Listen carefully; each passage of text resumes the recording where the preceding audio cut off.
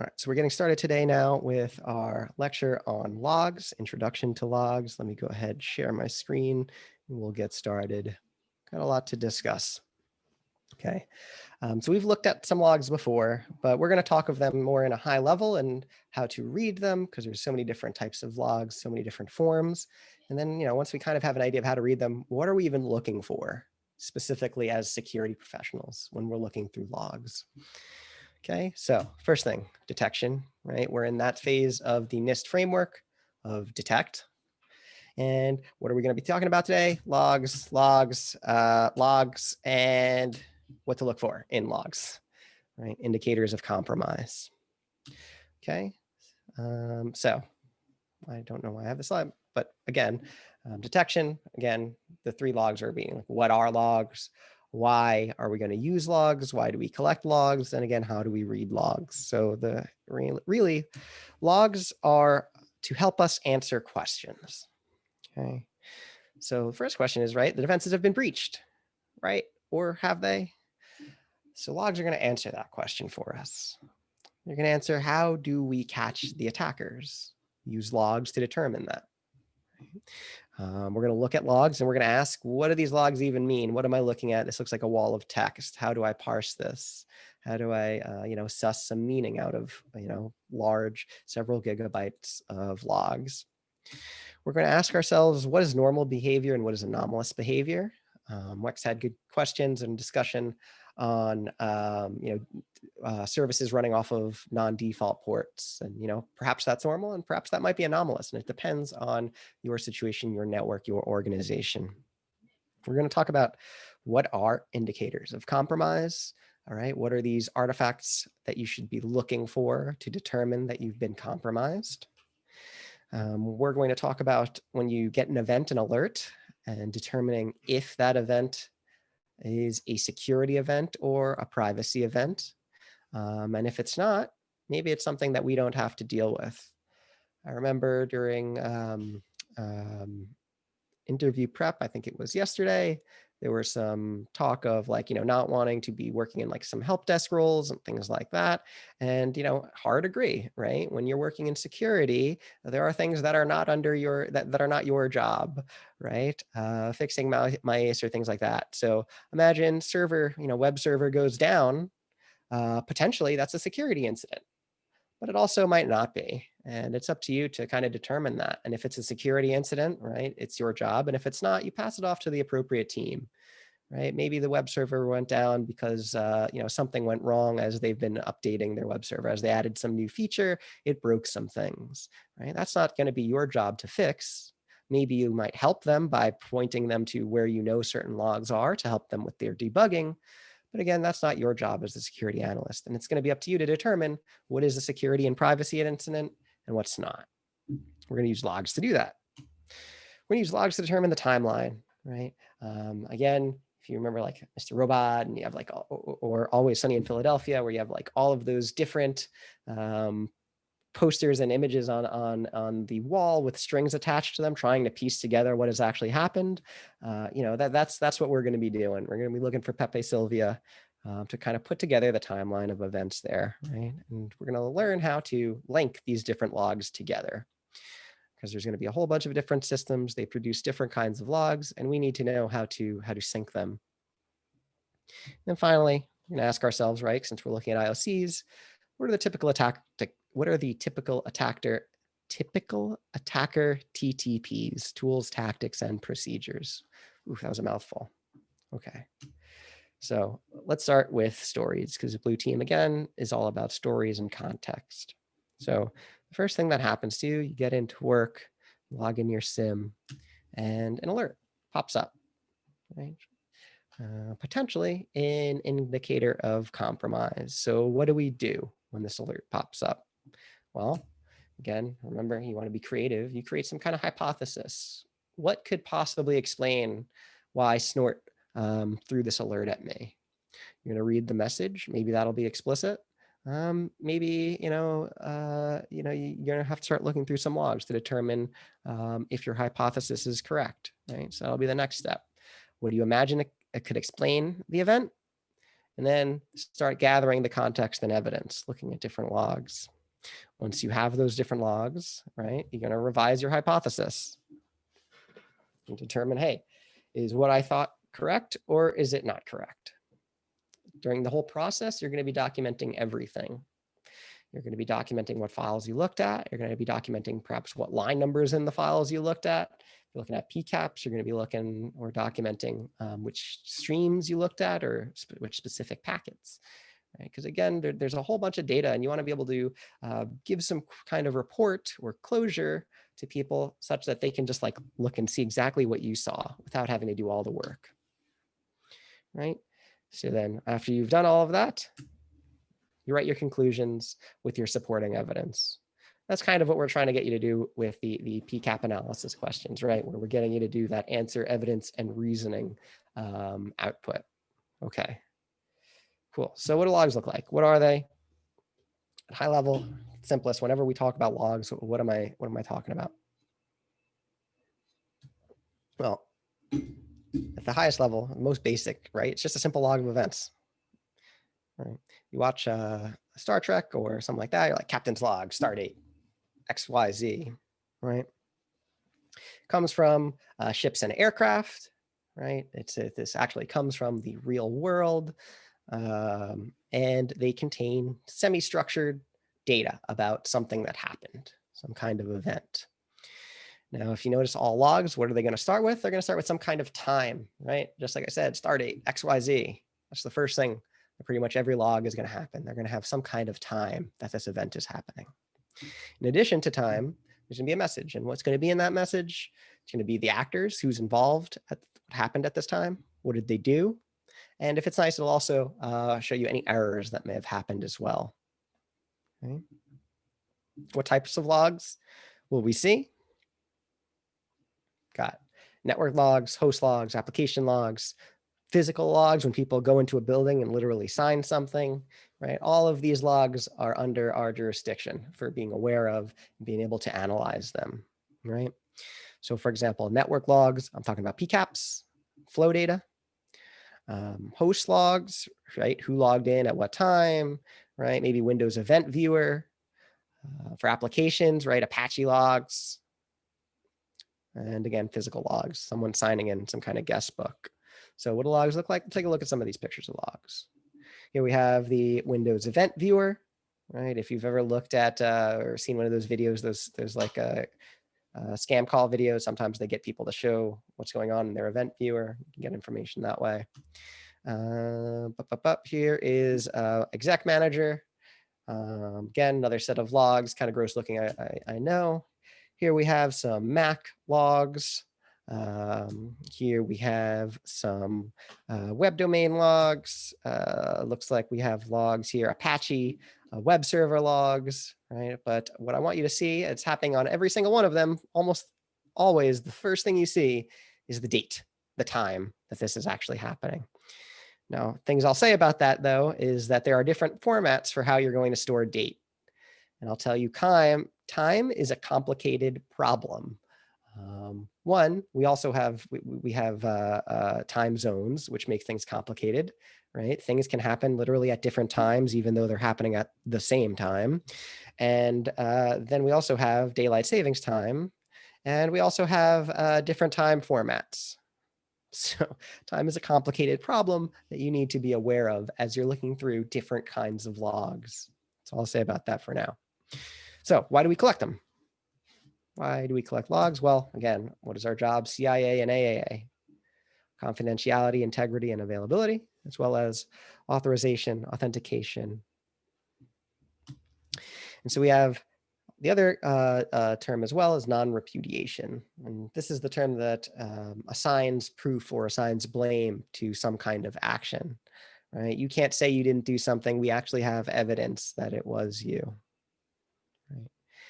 Essentially, you can't refuse that you've done this. Okay, so we have the accounting, right? Tracking who, when, where, what resource. We have laws. Right? There are specific laws that'll determine how long we have to keep certain data, right? There's data retention policies. There's presidential records, for example, Twitter, right? Deleted tweets, They have to keep those for a certain amount of time. And then there's historical records. Maybe your own company has information they have to keep for a certain amount of time. Okay, cool. So that's the why of logs. I don't think that's very as important as actually being able to read them, though. Okay, so how do we read them? We're going to look at a whole bunch of different kinds of logs today. I know the first time you look at them, they always look like wall of text. But we're going to get the skills now to parse them. And what do you look for when you have this big wall of text? So first thing you want to do is determine what system created this log, right? Is this a web server? Is this a network? Is this, a card reader, physical access system, an application, right? Determine which system it was that actually created these logs as the number one thing you're going to do first. Okay. And narrow it down as much as possible. Use whatever context clues you have. You map out the structure of the log, right? Generally, there's going to be each of these things to look for. Timestamp, usually at the front for each line, each event. Some message as to what's happening. Some kind of delimiters that are separating each of these fields, and then what the actual fields are. Okay, that's what you're going to look for in every single log to be able to learn how to read them. Because even though the logs will be structured differently, they're pretty much all going to have those things. Some timestamp, some message of what happened, delimiters that separate each of these fields, and the actual fields themselves. Right? You're going to ask yourself, is this just separate lines on a file? Like we've seen logs where it's literally just one line on a file is one thing, one next line is another thing. Or are they separate into different groups? So like several lines is one message, several lines is one log message. All right, it's up to you to determine that and be aware. And then finally, we're going to identify whatever related info it is. So, knowing our current network model, right? Knowing what it looks like, knowing what operating systems are running on the hosts, knowing what applications are running on the hosts. And finally, the last part is parsing the content. This is the hard part of looking through at each field and saying, hey, what does this mean? Right? Start to generate some kind of story of what this log is actually telling you. Okay. So, like I said, time is a hard problem. It really is.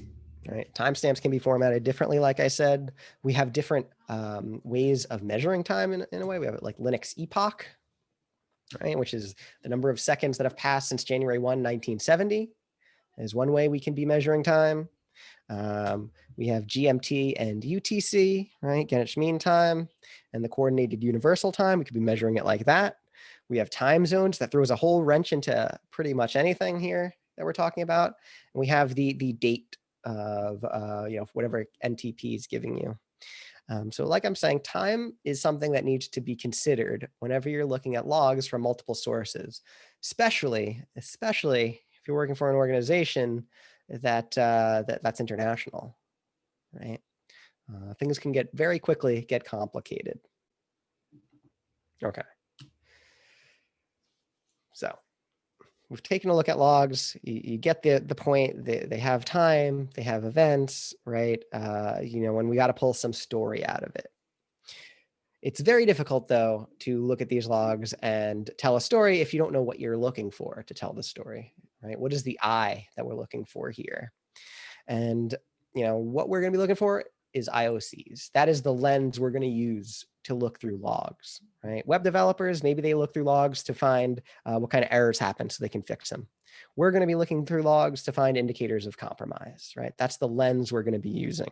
So what kinds of indicators of compromise are there? Well, there's network indicator of compromise, right? We're going to look for non-standard things, right? What would be a network indicator of compromise? Can anyone give me an example? Something you would see on your network that say, hey, are we compromised? Excessive network traffic. I was going to say the same thing. Potentially some kind of change in network traffic. A rogue what else? Device, possibly. Say that. A rogue device, yeah. Oh yeah, rogue device. What else? New accounts and things like that being created on the network. I wouldn't say it's so much on the network. I wouldn't see new accounts necessarily on the network. Yeah, traffic spike, rogue devices. There's one more big one that I would think of on a network. What kind of behavior might you see? Multiple failed login attempts. Is beaconing one, or am I thinking of something? That's what I'm thinking of. That would be the other thing I would think of on a network. So, Claude, explain beaconing. I can't quite explain it. I'm just going off of like the top of my memory from the textbook last night. I don't know enough to explain it. We can explain. What do we think beaconing is? Command control. Or what about it? It's basically some sort of malware trying to reach out to its command control machine on some other network somewhere. True explanation, right? Once a machine gets hacked, that machine needs instructions, right?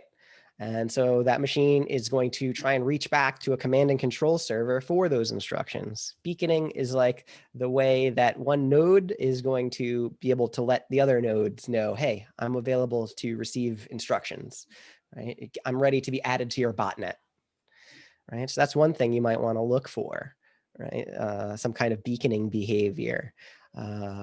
So things you might see are, maybe periodically, one machine is sending some request, maybe a ping out to some other domain, maybe every 3 seconds, every 5 minutes, something like that. So, that might be something that you would look for to be able to stop.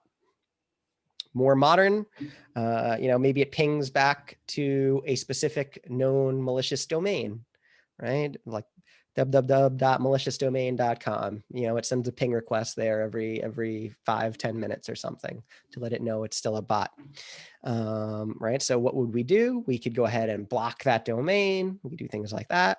The bad guys, obviously, they've gotten smarter. So they have different tools to make things like that not work as well. Right. Like you might block their IP, they'll change their IP, sort of by a cat and mouse thing like that. Traffic spikes, right? Another potential indicator of compromise you guys mentioned, sharp increases in traffic. So tell me, you guys get potentially an alert. Traffic's leaving, a lot of traffic leaving at 1 or 2 a.m. Is this malicious? It depends on the baseline. Depends on the baseline, right? Potentially it's malicious, potentially not. Maybe every Friday at 1 to 2 a.m., I have some kind of backup system where the data should be leaving at that point and go into the backup system. All right. This is where, we have to determine, hey, is this malicious or not? What would I look for to determine if this is malicious? Well, I'd look for whatever our backup system is in place, right? Maybe there's a whole bunch of traffic, right? Where we're being DDoSed, right? That's some kind of network attack that'll produce this traffic spike, right? So, right, what's a DDoS attack? Can anyone explain that to me? The distributed denial of service when a bunch of bots overload your network. What are they trying to do? Take down your network. So what are they trying to hurt? Compromise availability. Yeah, that's right. Send all those bots to maybe make requests to my web server to waste all my resources or something like that. All right. Potentially a DDoS attack. Potentially we're having a huge sale on Black Friday and it goes down because we have too much traffic. Is that a security incident? No. Maybe that's something that the DevOps people need to fix, right? But it's up to you to determine that.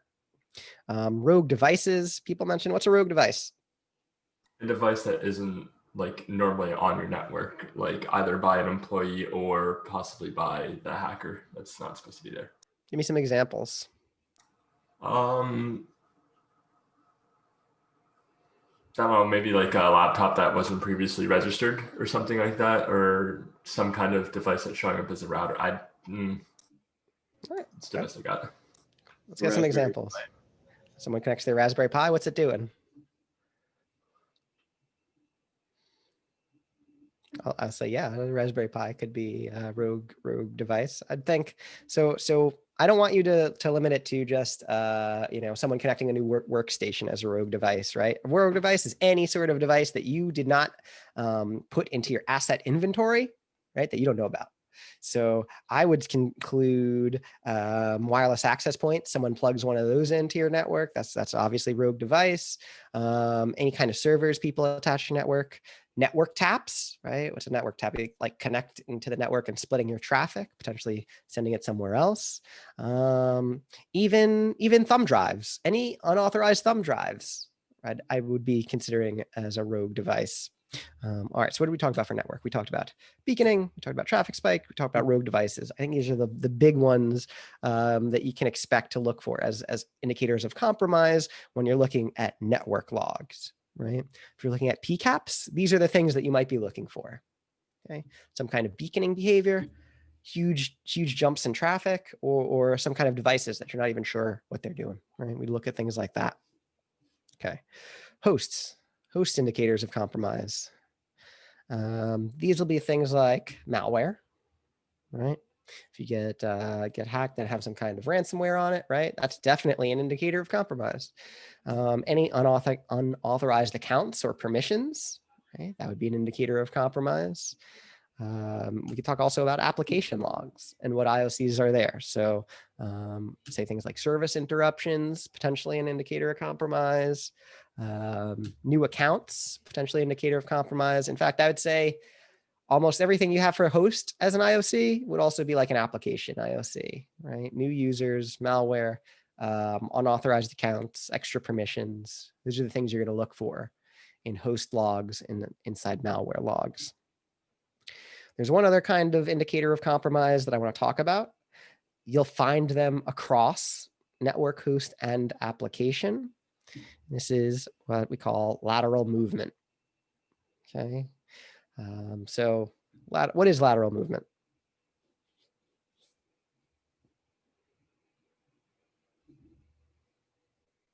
No one played football? It's like moving one workstation to another and doing stuff from each of them to get somewhere else. Almost there. Make this answer better. So you compromise one machine to compromise another one, so that you're not traced back easily. I do like compromise one machine and then compromise another one, but there's something specific that makes it lateral. Isn't that what we did to get into Nina's box? Yeah, I would say that's lateral movement. Tell me more, Mike. I don't know if I have much more. All right, go ahead. You basically try and take over another box or another machine to move to another part of the network. But what specifically makes it lateral? When You're compromising the other machine, you're not gaining higher privileges.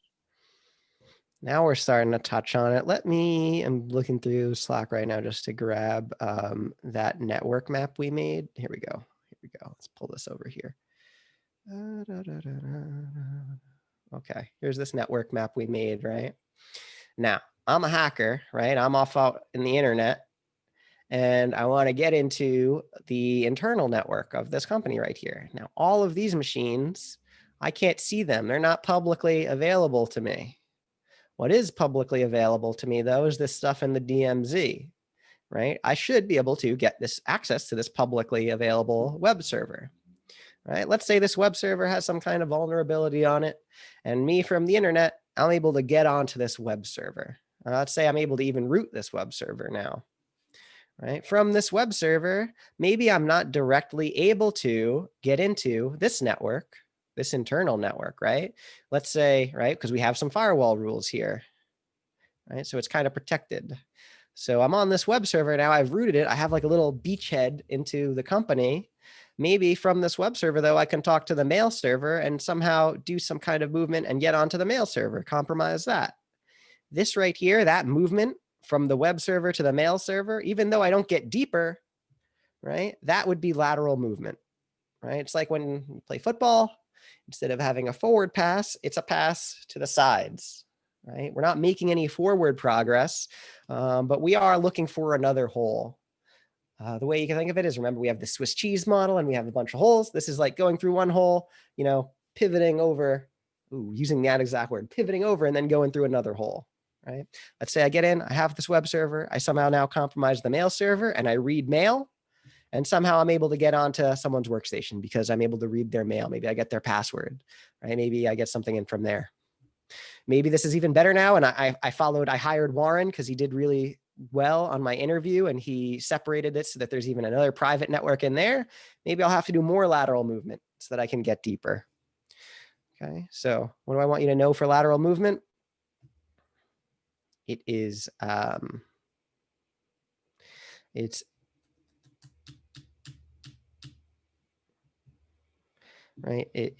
progressively moving through the network to kind of like increase the attack surface that you have available to you as a bad guy, as an attacker.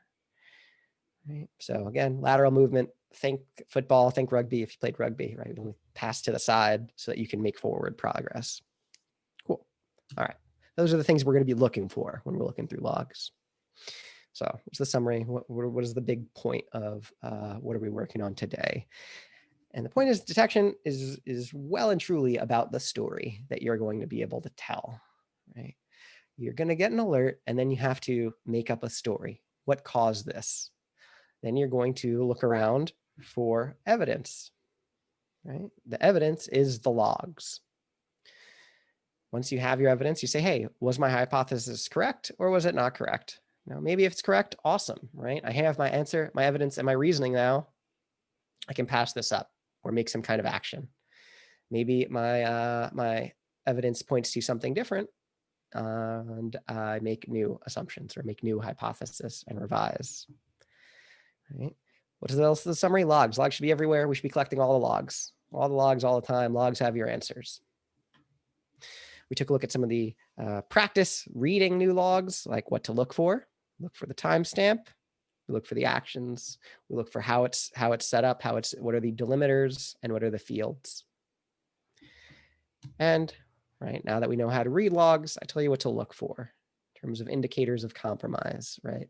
That's the lens we use to look through to find logs, to find what bad things are actually happening. Cool. Get out of here. Any quick questions before I explain what we're going to be working on today?